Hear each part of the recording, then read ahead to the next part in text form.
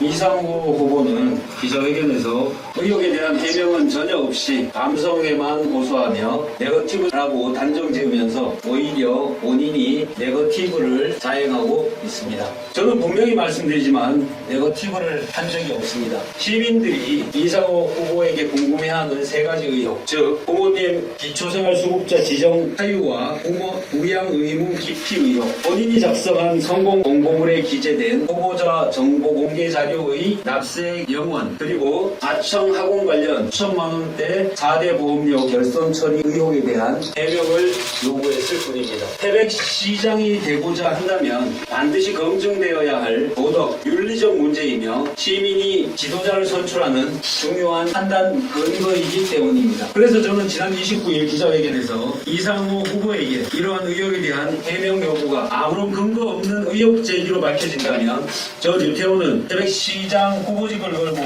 책임지겠다고 했습니다. 아울러 이상호 후보 또한 본인의 의혹이 어느 하나라도 사실로 밝혀진다면 태백시장 후보직을 걸고 책임진다는 약속을 태백 시민들에게 해주길 바란다고 했습니다. 그러나 이상호 후보는 아직까지 구체적인 대명이나 답변이 전혀 없습니다. 오히려 전혀 근거 없이 저희 주변적인 문제를 거론하며 본인이 네거티브를 자행하고 있음에 매우 부담스럽게 생각합니다. 이상호 후보는 저희 집 텃밭에 설치한 태양광 패널을 문제 삼고 나섰습니다. 평생 모시던 부모님께서 몇 년 시차를 두고 돌아가시면서 더 이상 농사를 지을 수 없는 환경이 되어 설치한 것입니다. 또한 정부의 친환경 에너지 장려 정책에 따른 사항이기도 했고 비용은 전액 국민은행 대출금으로 충당했습니다. 보통 사람들은 이상호 후보의 이런 근거 없는 비방을 네거티브라고 합니다. 또한 이상호 후보는 지난 4년간 태백시 인구를 감소시킨 사람이 저 유태호라고 억지 주장을 합니다. 인구 감소는 지난 10년간의 통계만 보더라도 연간 1000여만 안팎으로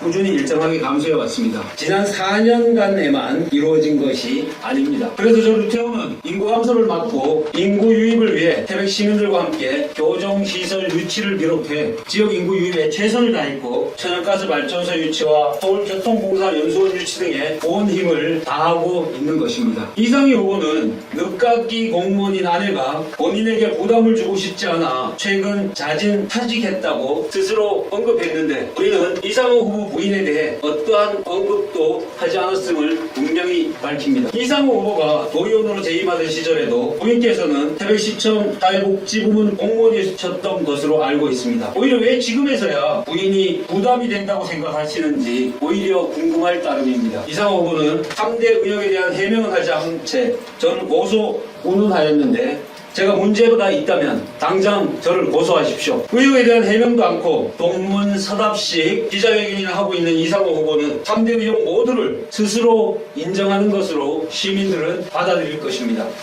2022년 5월 31일 태백시장 후보 류태호 선거대책위원회 이상입니다.